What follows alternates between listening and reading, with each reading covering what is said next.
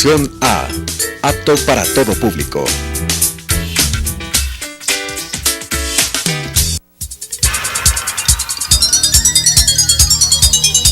Las opiniones vertidas en este espacio por la producción y dirección del programa son de exclusiva responsabilidad de sus autores y de quienes intervienen en ellos.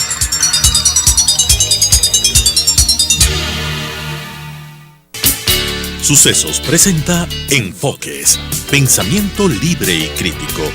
Día a día buscaremos diferentes visiones para la comprensión de la realidad del tercer milenio. Enfoques, un espacio que une noticia, análisis y opinión. Bienvenidos.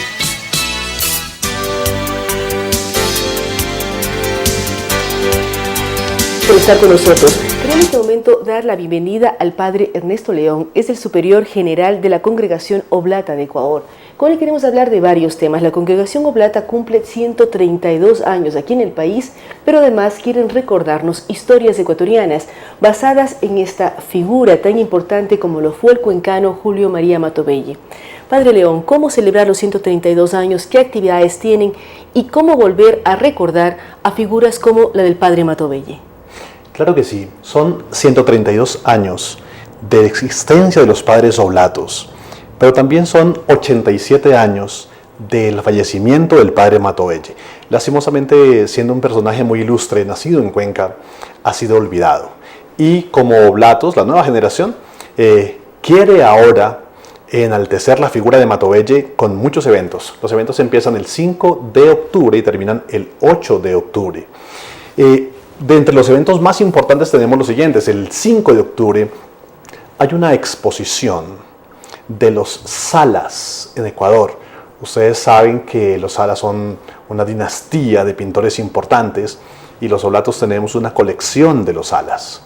Esa colección la podrán ver todos los ecuatorianos, de manera especial los quiteños, los que están acá junto a nosotros, en la Casa General de los Padres Oblatos. ¿Dónde queda la Casa General? Eso es en la calle Venezuela, entre Caldas y Matobelle, junto a la Basílica del Voto Nacional. Son retratos absolutamente lindos. Posiblemente sea la colección más completa que haya de los Salas en Ecuador. Es que los Salas retrataron a todas las personalidades de varias épocas, porque fue una familia entera, diferentes generaciones que se dedicaron a este arte del retrato además. Exactamente. Tenemos una colección de obispos, los obispos más importantes del Ecuador. Tenemos las imágenes del Sagrado Corazón de Jesús. Y efectivamente son varias generaciones, son, si no estoy mal, 3 hermanos. Me acuerdo de César, de Carlos. Pero además de esto, también les tenemos un evento que me parece que va a llamar la atención y es en el Panteón Nacional de los Jefes de Estado, en la Basílica del Voto Nacional. Ese panteón pocas veces es abierto y entonces hemos denominado el evento allí en el panteón, se llama Un canto a la vida desde el Panteón de los Jefes de Estado. ¿Y este evento cuándo va a ser? Para que la gente conozca, vaya a conocer este espacio de la Basílica que no está abierto al público, como usted señala, y además mire qué jefes de Estado ecuatorianos han sido enterrados en la Basílica. Claro que sí, eso es el 7 de octubre a las 7 de la noche. Nos va a acompañar la banda sinfónica de la prefectura. Hay en este momento algunos presidentes, realmente siendo el panteón muy amplio, hay poquísimos presidentes, porque los familiares en algún momento quieren que sus restos reposen en su tierra natal. De lo que estoy seguro es del presidente Gijón, que incluso tuvieron que traer estos restos desde Francia.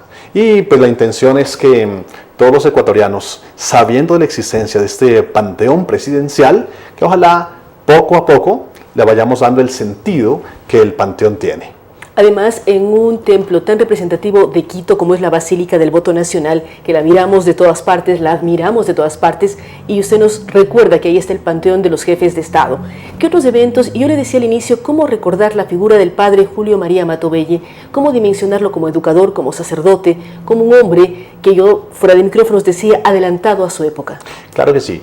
El padre Matobelle, un literato, un poeta, un sacerdote, un político, senador de la República por 2 ocasiones, un escritor de tiempo completo, lo recordamos en este año, 2016, como una figura que introdujo a la Iglesia del Ecuador en el contacto con los fieles, con los laicos, porque él no se quedó solamente situado en los templos, en la parte cultural o ritual, sino que como abogado también tuvo incidencia con los más pobres, en este caso con los presos que no tenían un defensor, y él actuó entonces para ellos como un defensor público.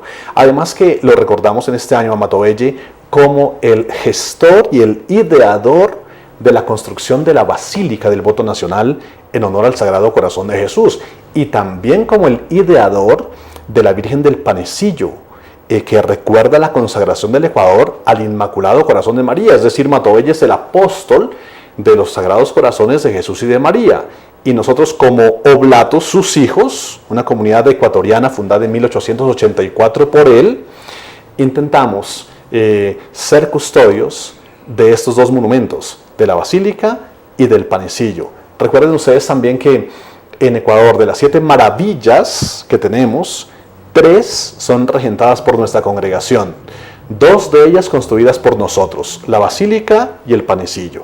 Y la tercera maravilla que regentamos es el santuario del Quinche. Como podemos ver entonces, en Matobelle encontramos al hombre contemporáneo, al santo, además que esa es la intención también, que se conozca a Matobelle. En ese momento es venerable, y esperamos que a través de algún acto prodigioso de parte de Dios a través de Matobelle, muy pronto sea beatificado. Es decir, es un proceso para dar a conocer, y lo que usted dice, recuperar esa imagen de santidad del Padre Matobelle. ¿Dónde nomás está presente la comunidad de los oblatos aquí en Ecuador? Usted nos ha hablado de elementos importantísimos como el santuario del Quinche, la Basílica, recordamos Cuenca. ¿En qué provincias está presente la comunidad oblata en el país? Y a nivel latinoamericano, ¿dónde está? Usted además es colombiano. Yo soy colombiano, claro que sí. La obra de Matobelle, nacida en Cuenca hace 132 años, se ha extendido a Loja, a Guayaquil, Santo Domingo, Cuenca donde nació, y Quito. En Sudamérica estamos presentes en Colombia desde el año 1973, en Bogotá y también en Ipiales, en la frontera. Pero además de eso, las fronteras se han roto aún más, y ahora estamos presentes en Italia, exactamente en Pisa, donde tenemos la torre inclinada, y estamos en Minneapolis, en Estados Unidos, en el estado de Minnesota. De tal forma que miren ustedes cómo la semilla de Matobelle, un cuencano ilustre, se ha ido extendiendo, y esta obra que es de Dios se ha prolongado por más de 1 siglo y cuarto. Padre, ¿cómo encontrar información? Ustedes hablan de una serie de eventos que arrancan este 5 de octubre, el día miércoles. ¿Cómo conocer más información para que los ecuatorianos y los quiteños, en este caso, puedan sumarse a estas celebraciones y conocer los espacios que usted nos ha mencionado, como el Panteón Presidencial? Claro que sí. Ustedes pueden acceder a la página www.oblatos.com, o también pueden acceder a una aplicación, a una app que es PIES, P-H-I-E-S, o también pueden acceder al Facebook. Es decir, es una orden nacida en el siglo XIX, absolutamente involucrada con las nuevas tecnologías. Sí, claro que sí. Incluso la congregación ahora tiene medios de comunicación. Tenemos varias radios en el país, tenemos colegios también, y como ven, pues las nuevas generaciones hemos de estar en sintonía con el mundo, ya no esperando que la gente llegue a los templos, sino de parte de nosotros ir a buscar a la gente a la manera de cómo lo hizo Jesús.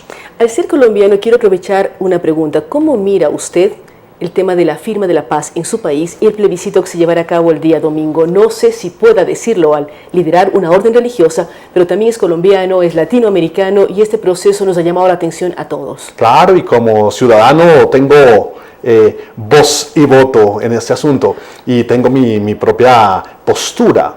En primer lugar, es necesario clarificar que no es la firma de la paz, ¿sí? Porque la paz es un deber, es un don de Dios, es una tarea de todos.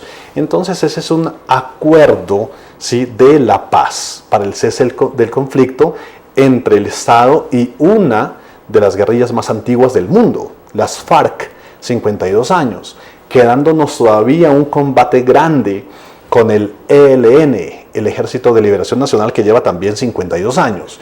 En todo caso, yo veo este panorama con una alegría absolutamente inmensa, porque observo que empieza a florecer, a reverdecer la paz en Colombia, que ha sido un obstáculo para el desarrollo del país. Desde todo punto de vista, estoy de acuerdo con que se haya firmado este pacto, este acuerdo de paz, ¿sí? Pero además de esto, creo que a la hora de refrendar en el plebiscito este acuerdo de paz, necesariamente, pienso yo, y desde una postura filosófica, que es una concepción ética común a todas las religiones y común a la humanidad, que es haz el bien y evita el mal, definitivamente votaría por el sí, obviamente siendo consciente de que las víctimas del conflicto, que han sido las más perjudicadas, pues ellas, con la ayuda de Dios, muchísimas de ellas han hecho un acto de perdón. Y entonces, ¿cómo se entiende que las víctimas realmente afectadas dicen sí a la paz, y en algún momento muchos de nosotros que no hemos sido afectados directamente podemos decir no, y que sigue el derramamiento de sangre? Entonces creo que es absolutamente lógico seguir una línea del sí a la paz, sabiendo que en este proceso muchos han tenido que vencer sus propias posiciones y perder un poco. Muchísimas gracias por lo que nos acaba de decir el padre Ernesto León. Él es el superior de la Congregación Oblata aquí en el Ecuador. Él ha hablado de paz. Al ser colombiano es muy importante escucharle y además recordar lo que él nos dice, que las personas que son víctimas de la violencia, que perdieron sus familiares, sus hijos, hermanos, esposos, padres a través de la violencia, han sido capaces de perdonar y decir sí a la paz. Vamos a mirar qué ocurre este fin de semana, vamos a estar atentos sobre ello. Aquí en Enfoque se harán nuevamente análisis al respecto. Y también recordarles una vez más, pensemos en esta congregación que nace en Ecuador y se extiende por América Latina y el mundo. El padre nos dice, están en Minneapolis, en Estados Unidos, están en Italia, en Pisa, y fue fundada y creada por un cuencano, el padre Julio María Matovella. Así es que seamos parte de estos festejos, aceptemos la invitación del padre Ernesto León e ingresemos además para saber más sobre ello en la página web www.oblatos.com. Gracias nuevamente al padre Ernesto León. Vamos a una pausa, luego de la cual estaremos dialogando con dos especialistas norteamericanos sobre las elecciones en Estados Unidos, el republicano David Kramer y el demócrata Moisés Mercado. Con estas ideas y opiniones, regresamos con Enfoques.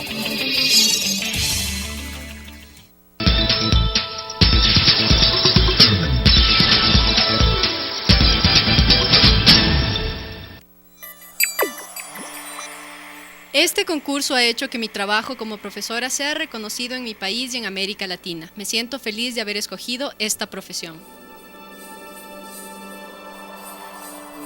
Es ponerme retos todos los días, no desmayar ante las dificultades y seguir haciendo las cosas bien en el aula.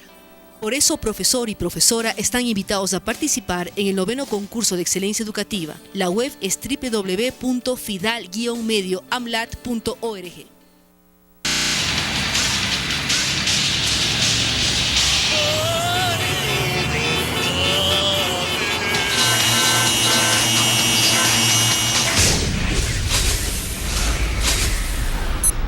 Tómelo con calma.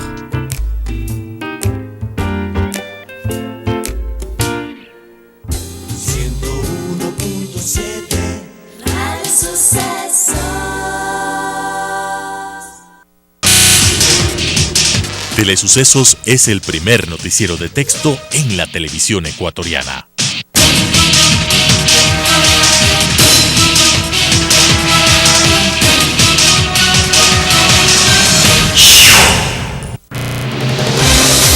¿Sabía usted que el 31 de diciembre de 2016 Toda la televisión de las ciudades de Quito y Guayaquil deberá estar en el formato digital, pero no se preocupe, Telesucesos ya es digital.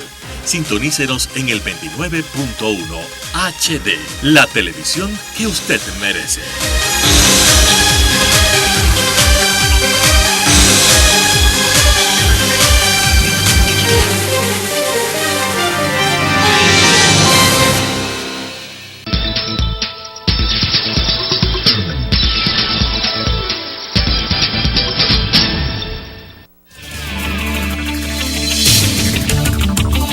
Con nuevas ideas y opiniones, estamos de vuelta con Enfoques.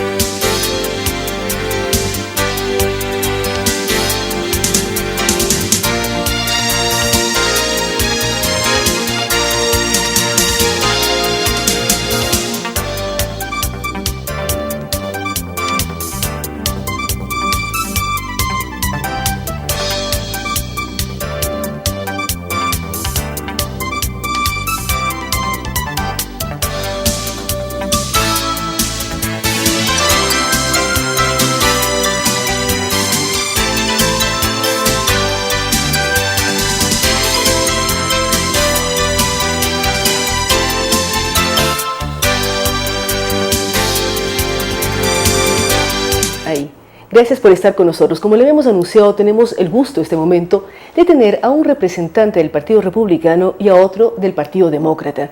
El mundo entero está atento a lo que pasa en Estados Unidos y a tratar de comprender lo que significan la forma de elegir a los presidentes en el país del norte, pero también a saber qué pasa entre dos personalidades tan fuertes como Hillary Clinton y Donald Trump.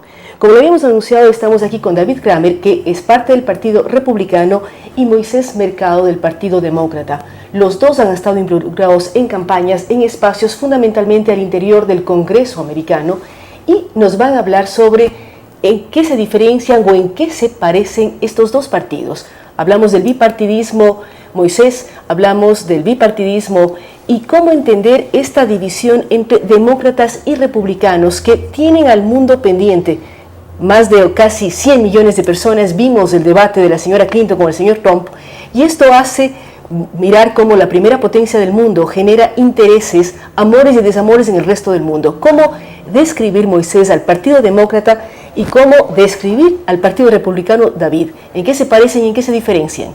Sí, mira, el Partido Demócrata siempre ha sido un partido más amplio. Tenemos dentro de nuestro partido tenemos grandes minorías, las minorías que African American, Latino, Asian American, y tenemos distintos de la izquierda al centro. Y a veces es muy difícil de mantener el partido junto porque tenemos tantas ideas, pero es la fuerza que tenemos, porque en la primaria tenemos nuestra primaria, las vueltas, como vimos con Bernie Sanders y Hillary, que Bernie Sanders era más a la izquierda y era más el centro de nuestro partido, pero al fin del día nos hizo más fuerte. Y esas son las cosas que tenemos en el partido. Por favor, David. Sí, y muchas gracias, Claudio, por invitarnos a participar aquí con ustedes. Tenemos casi una semana de estar aquí en Ecuador, estamos gozando, comiendo mucho también de sus comidas. El Partido Republicano es un partido que es realmente, nuestra historia es ser centro derechista. Ahora, este candidato que tenemos de presidente no es conservador es el candidato más liberal que hemos nominado desde los años 1950. El partido, nuestra historia es basado y una gran diferencia que tenemos con los demócratas es cuál es el trabajo que tiene el gobierno federal. Los republicanos quieren un gobierno nacional que es más pequeño y que los gobiernos más cerca del pueblo, a nivel local, a nivel del municipio, a nivel del estado, deben ser más poderosos que el gobierno nacional. También somos partido que pensamos en la responsabilidad del individuo, que cada individuo tiene que aceptar la responsabilidad para su vida y para la vida de los que están alrededor de él, y que el trabajo que tiene el gobierno es dar apoyo al individuo en su desarrollo individual. Y esos temas, a nivel más generales, eso es lo que vas a ver que divide a los republicanos y los demócratas en casi todos los temas importantes en los Estados Unidos. Sea tema económico, sea tema internacional, es cuál es el trabajo que tiene el gobierno federal y a dónde debe quedar el poder. Ustedes hablan de diferencias pequeñas, pero uno las puede captar más cuando se habla de los planes de gobiernos. En este momento, las propuestas de la señora Clinton y del señor Trump. Los ejes más importantes, uno puede mencionarlos, son la parte económica y comercial, la parte del terrorismo y la parte migratoria, al ser las minorías hispanas y las minorías de diferentes partes del mundo un ingrediente fundamental en este momento en las elecciones americanas. ¿Cómo plantean estas diferencias? Es decir, el señor Trump, que habla del tema migratorio, y la señora Clinton, que habla al respecto.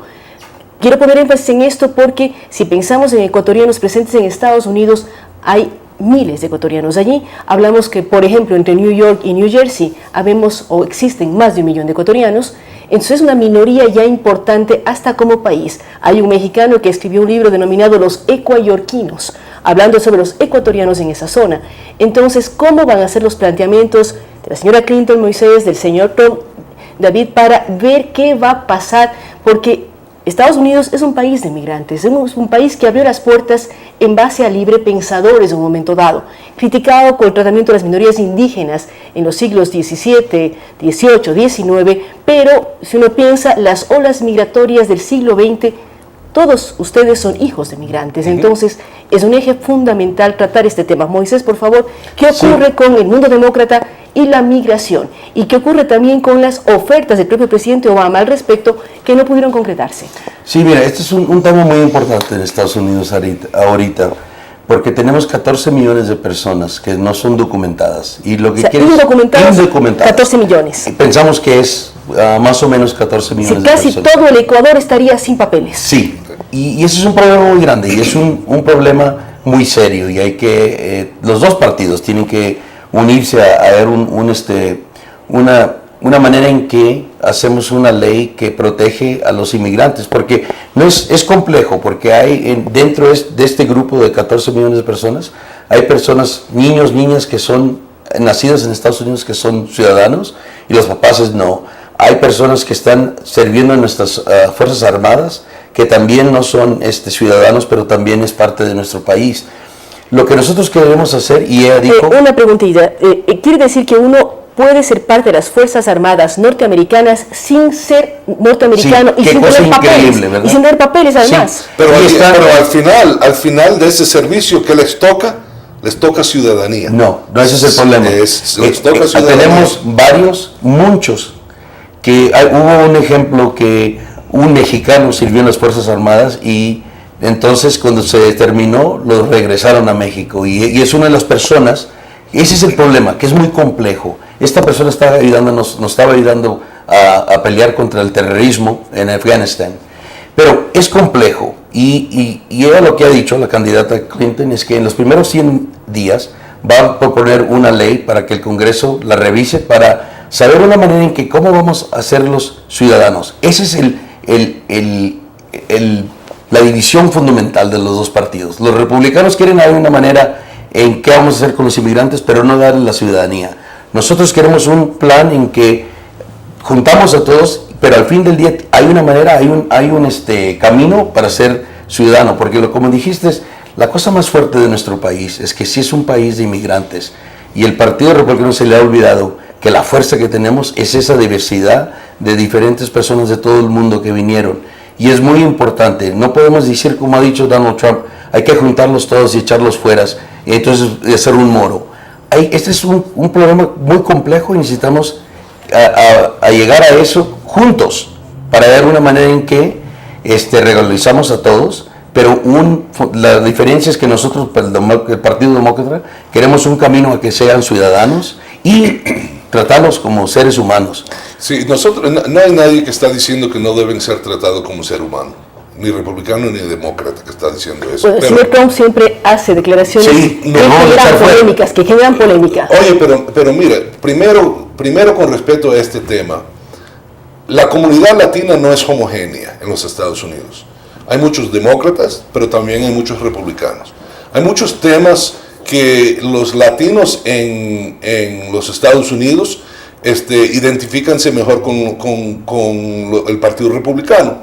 Pero también este tema de la inmigración es igual, ¿no? La gente no son homogéneos. Hay mucha gente. Ayer estuvimos mismo aquí en la Embajada Americana, una fila larga de personas esperando para pedir visto para entrar a los Estados Unidos.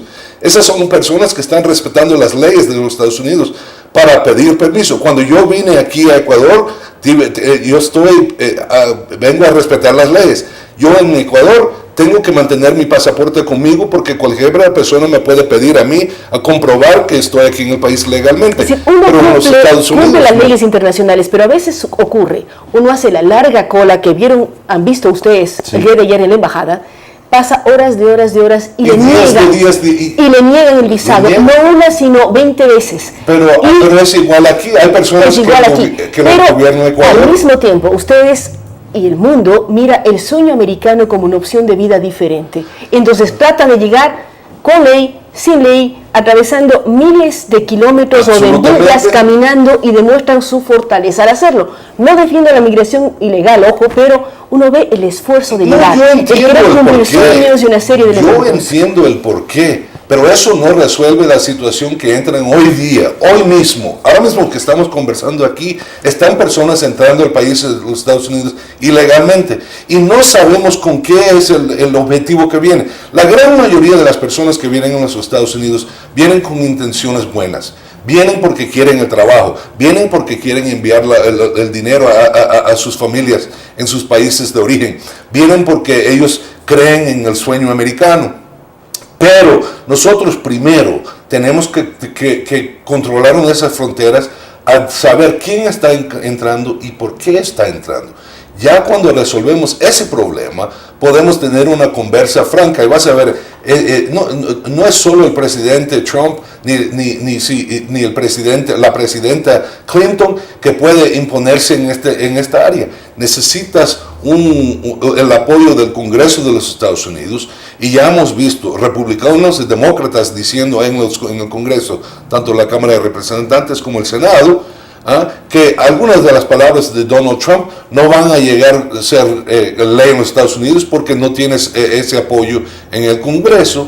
Para el largo plazo, nosotros tenemos que tener un debate concreto en todos los temas que ha hablado Moisés, y te diré que tengo la esperanza que va a venir el día donde va a haber ese debate. Ahora, hay dudas. ¿Por qué son las dudas? Y la pregunta va para los dos.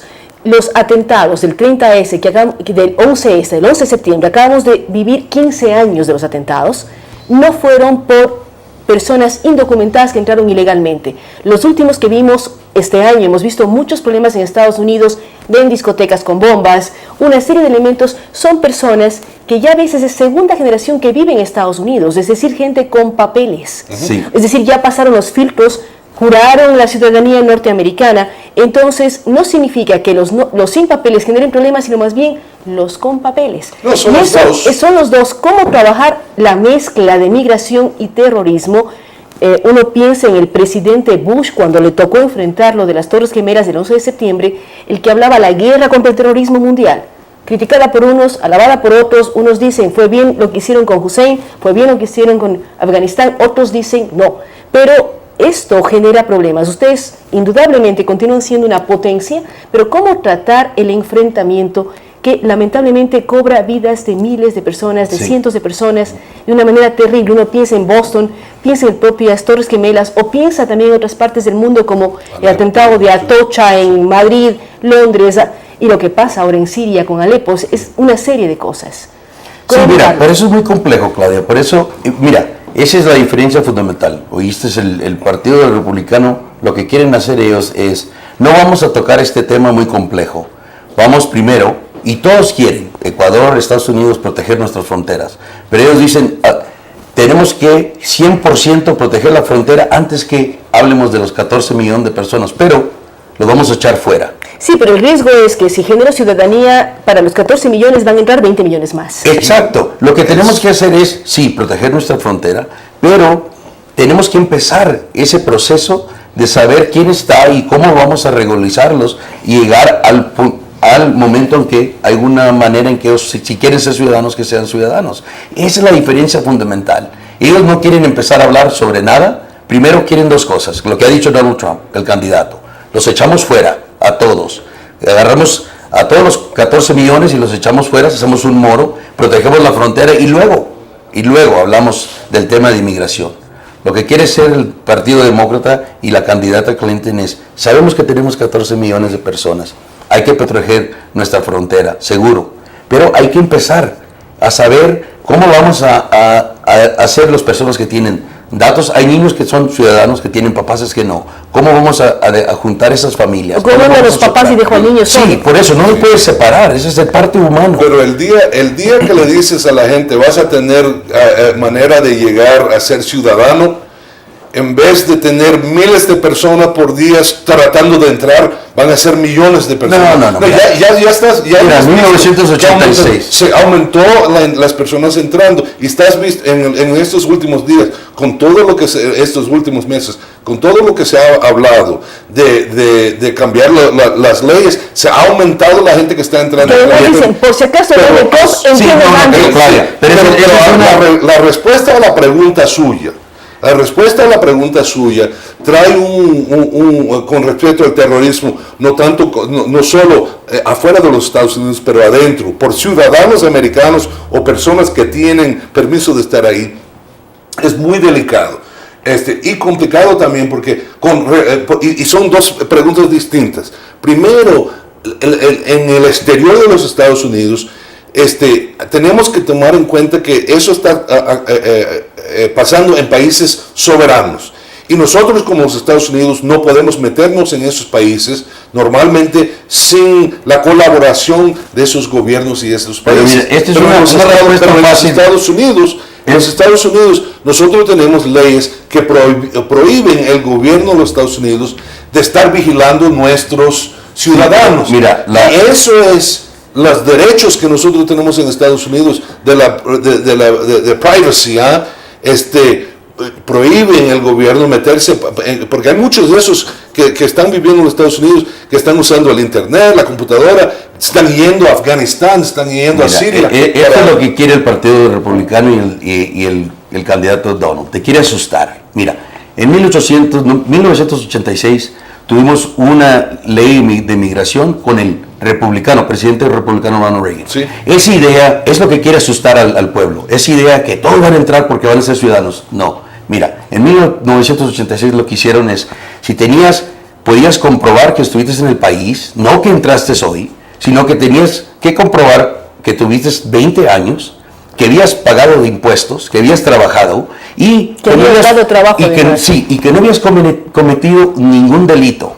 Entonces, esa persona podía aplicar para ser ciudadano. Y esa ley se resolver la situación, ¿verdad? Pero lo que quiere hacer Donald Trump es decirte, si hablamos sobre la ciudadanía, todos van a entrar. En 20 años, si no resolvimos la situación de la frontera, pero podemos darle ciudadanía hoy a las 14 millones de personas que están ahí, que lo quieren, y en 20 años estaremos aquí otra vez hablando de 20 millones varios más. parámetros. También uno puede hablar de que sería importante que los países que expulsamos a nuestros ciudadanos hacia otro país mejoren las situaciones económicas. Y una forma de hacerlo es teniendo mejores relaciones comerciales con el país que más consume en el mundo, que es Estados Unidos. La sociedad de consumo más importante. Si uno vende No podemos ¿Sabes, hablar pero con cuál es el país con quien contratamos más en los Estados Unidos? México. México. Y Sí, pero, la mayoría de las por personas la que están frontera se pasa todo Sí, Latinoamérica, no solo pero ese México. es el problema, mira. Entonces, Es cierto. ¿cómo garantizar y Y mejorar europeos también relaciones están comerciales con la propia América? Porque es América para los Seguro. americanos, pero no Norteamérica, Mira, sino todo América, y buscar mayores equilibrios Eso es como comerciales controlamos. con Centro y Sudamérica, Sí. que son quienes enviamos migrantes. Sí. ¿Cómo están mirando demócratas y republicanos las políticas de acuerdos comerciales? Ecuador no tiene acuerdo comercial en este momento, somos el único país de la sí. costa Pacífico sin acuerdo. Mira, nosotros ¿Cómo miran gastamos esto? millones y millones de dólares para fortalecer nuestra frontera. Cuando yo trabajé en el Congreso fui con los dos líderes del partido a México y fuimos a una ciudad cerca del DF, de Puebla, y estuvimos en una cita y nos dijo la persona de los exteriores, de relaciones exteriores, dijo, mira a todas las personas que están en la plaza, son todas mujeres. Y dijo, porque todos los hombres se han ido a Estados Unidos. Lo que nosotros queremos más es que regresen. No, porque y en no Ecuador podemos tenemos vivir. pueblos de mujeres, Sí. en la zona donde yo soy hay pueblos Y fundamentales no de mujeres, invertimos. todos Esa en es Estados la Unidos. cosa que el Partido Republicano te quiere dar, choices que son falsos. No quieren, como que no existen 14 millones de personas. Entonces la respuesta de Donald Trump es echarlos fuera. Estamos hablando O- del comercio. Bueno, pero por eso, pero para invertir es nosotros tomar el dinero que usamos, parte de fortaleza para fortalecer la frontera es para el comercio, invertir en México, Mira, para que haya trabajos en México. Si de verdad el queremos, dinero que cuesta el pero dinero es la cosa del republicano. No existe el problema y la única manera en que vamos a hacer algo de los 14 millones de personas, echarlos decir, fuera como- y luego hacemos algo. Como Escuchemos republicano, te voy a decir que para nosotros reconocemos que eso es problema. Primero, en nuestro orçamento, el costo de proteger la frontera no da ni un 0,1% de 1% del costo de nuestro orçamento nacional. No es nada lo que nos cuesta. Y mudar Pero esa si plaza. eso dice, no es nada lo que nos cuesta, ¿por qué el señor Trump va a México y dice que los mexicanos paguen el muro?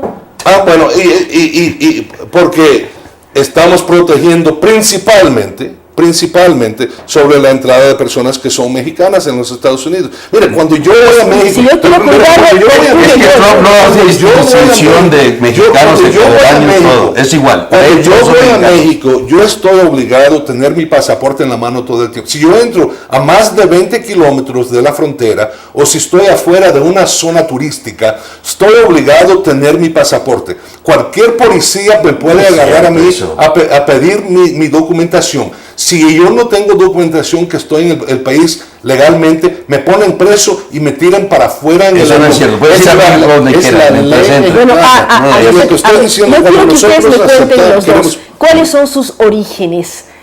¿De qué Sí. migración viene David y de qué migración viene Moisés? Sí, seguro. Mi abuelita emigró a Estados Unidos en 1916. De México. De México, mexicana, y luego mi mamá y nosotros todos nacimos en Estados Unidos, así que soy segunda generación. Y yo soy mexicana. primera generación. Mi mamá fue a estudiar a los Estados Unidos. ¿De dónde es su mamá? De Panamá. Panamá. Y se casó con un norteamericano y se quedó allá. Y yo nací en los Estados Unidos.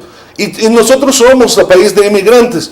Pero la gran mayoría de esos inmigrantes, como el papá mío, como la abuela de él, entraron legalmente con el permiso del gobierno americano. Con respecto a su pregunta de los... Yo y muchos republicanos damos apoyo al comercio libre.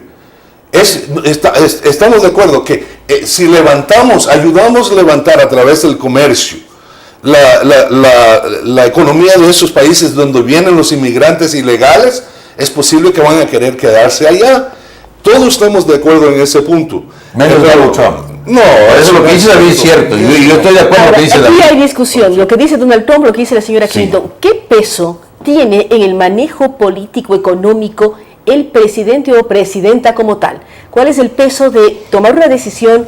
¿Es posible que un presidente por sí mismo decida sin la Cámara? ¿Cómo funciona el equilibrio de poderes en Estados Unidos? Bueno, el poder es que ellos pueden proponer una ley, como dice Hillary, pero también si no pasa la ley o el Congreso no quiere levantar esa ley, Entonces ellos tienen ciertos poderes porque el poder de inmigración es en la ejecutiva. Entonces fue una de las cosas que hizo el presidente Obama, que los republicanos se enojaron mucho, porque dijo, no vamos a votar a ciertas personas que no han cometido delitos y que tienen hijos, que son ciudadanos, lo que nosotros nombramos los dreamers, los soñadores. Los soñadores. Entonces él dio por orden ejecutiva, porque él tiene el poder de la ejecutiva sobre inmigración, dijo, esas personas que no han cometido delito, que son dreamers, no quiero que los voten.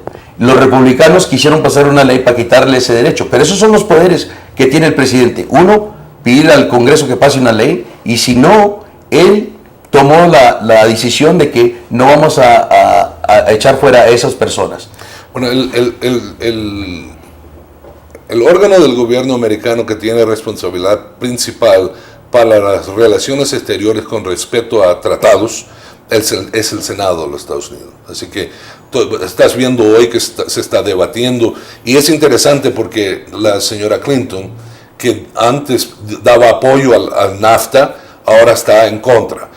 Daba antes apoyo a CAFTA, ahora está en contra. Eso fue por causa que en el partido de ella hubo un candidato insurgente en Bernie Sanders que estaba en contra de todo del comercio libre, y ella tuvo que irse para la izquierda en ese caso para poder ganar y ser nominado. Nosotros como partido tenemos historia en los republicanos de dar apoyo a esos tipos de tratados, o Trump ha dicho que no tiene interés en eso. El poder que tiene el presidente es limitado en esa área, y te diré, en mi opinión, y yo creo que Moisés está de acuerdo, de no va a importar quién es el presidente en los próximos años, o Clinton o Trump, con respecto al comercio libre, vamos a continuar con las pólizas en que estamos ahora mismo. Es decir, ¿ustedes creen que se va a mantener como está la situación actual? ¿Posibilidades de nuevas aperturas, de nuevos acuerdos comerciales van a ser factibles o no con cualquiera de los dos candidatos que gane? Ustedes dicen el poder en estos casos entraña bastante en la Cámara de Representantes y en el Senado. En el Senado, la Cámara de Representantes no tiene que ver con nosotros. Pero mira, el gran problema que está teniendo el elector y los ciudadanos en Estados Unidos es que personas muy buenas como David, si oyes en diferentes estaciones americanas la jefa de la campaña de Donald Trump, las personas que hablan por Donald Trump, ellos dicen una historia muy distinta y muy buena. Lo que dice Donald Trump es como los personas. Convence a un demócrata como Moisés. Sí, es una cosa increíble para mí, porque si oyes a las personas que hablan por Donald Trump, tienen una historia muy distinta. Hasta yo me pongo de acuerdo con cosas. El problema que tienen ellos es que su candidato es no lo que dice. Donald Trump sobre inmigración no ha dicho que va a ser igual como Clinton. ¿Y cuánto poder de convencimiento tiene la señora Clinton para los electores?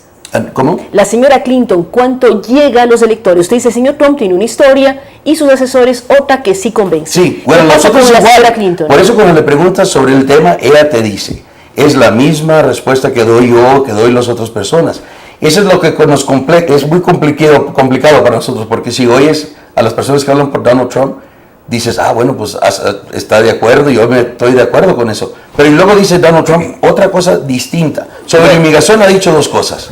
Solamente dos cosas, Donald Trump.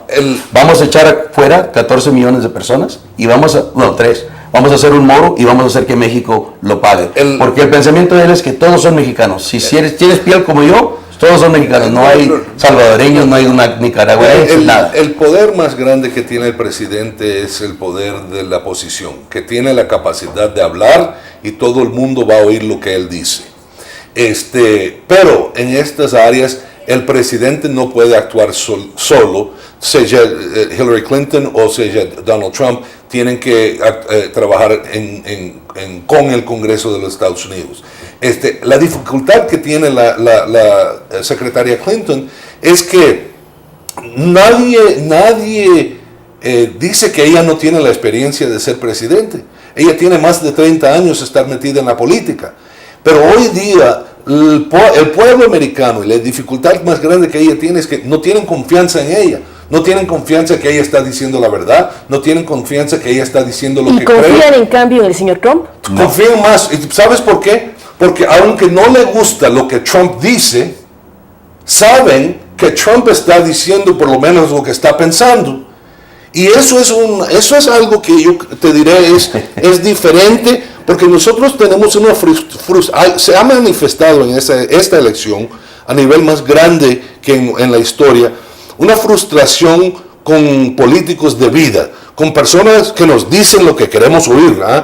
Que Hillary, que antes estaba a favor de NAFTA y después se hizo en contra. ¿Por qué? Porque tenía para ganar.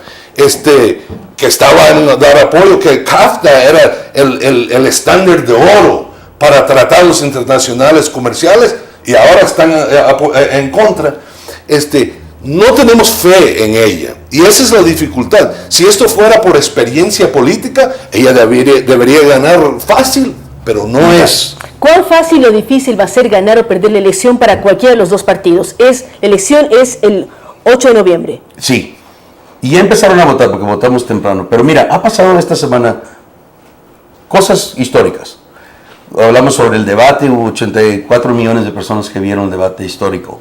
También hoy... Y van a haber 2 debates más. Sí, 2 debates más. Esta semana, mira, hay muchos periódicos en Estados Unidos como en Ecuador, pero hay un periódico en Arizona, establecido en 1880. Nunca han estado al lado de un demócrata. Esta semana dijo... Donald Trump no es persona que está preparada para ser presidente, por la primera vez. Ayer, USA Today, es un periódico que se da a todo Estados Unidos, 36 años, nunca ha tomado un lado al otro, porque ellos no querían ser demócrata o republicano. Pero ayer, por primera vez en su historia, dijeron, Donald Trump no tiene la confianza del pueblo, no tiene la inteligencia, no tiene el temperamento. Y no que dijo voten por, al terminar dijo, no dijeron voten por Hillary, dijo, pero para presidente, les pido que vayan a votar, pero no voten por Donald Trump por estas razones. Y ese es el problema que tiene Donald Trump, es que la confianza del país, y estamos viendo esta semana. Y con todo eso. Bueno, vamos a ver el fin, porque el fin de semana va a haber encuestas. Con todo eso, es una campaña que hoy día es muy cerca, ¿ah? Muy reñido, se dice. Reñido. Muy apretado. Muy apretado. Porque con todo eso, con tan terrible que es Donald Trump, que es racista y todo eso, es posible que va a ganar. Es posible. Y es posible que va a ganar. ¿Y sabes por qué? Porque están... Es probable, pero no posible. Es probable, ¿ah? Ya estás diciendo porque está en la baleta. Es posible que va a ganar, pero es probable. Mira, ese es el problema que tiene él, es que no sabe lo que... Te miente, tú le dices, ¿estabas con la guerra en Irak? Dice, oh, no, nunca estuve. Y está en la televisión que dijo que sí. Una cosa increíble para nosotros. Es la misma cosa con Hillary Clinton. Cuando vivió en Arkansas dijo una cosa, cuando se mudó a Washington otra, se mudó a Nueva York otra. En la misma tema. Y ahora que está el presidente, comenzó cuando estaba en el debate, viste que dice, no lo dije. Y aunque le dicen, lo enseñan en televisión.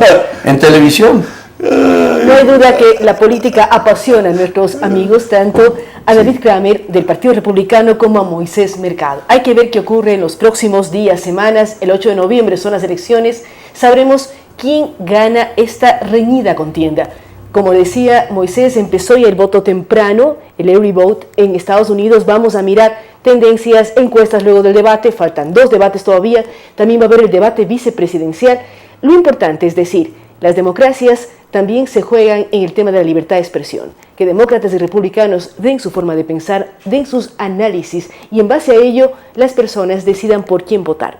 Gracias a nuestros invitados, gracias a ustedes que nos han acompañado el día de hoy, que tengan un lindo fin de semana y también agradecemos a nuestros anunciantes, IMAP, el Agua de Quito, la Clínica de Urología, Chevy Plan y el Pan Bimbo Artesano. Con ustedes hasta el próximo día lunes.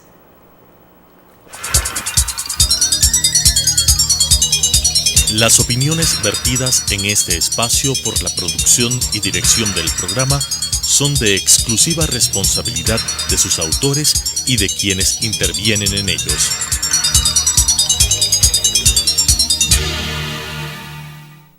Sucesos presentó Enfoques, pensamiento libre y crítico. Día a día buscaremos diferentes visiones para la comprensión de la realidad del tercer milenio. Enfoques, un espacio que une noticia, análisis y opinión. Hasta la próxima.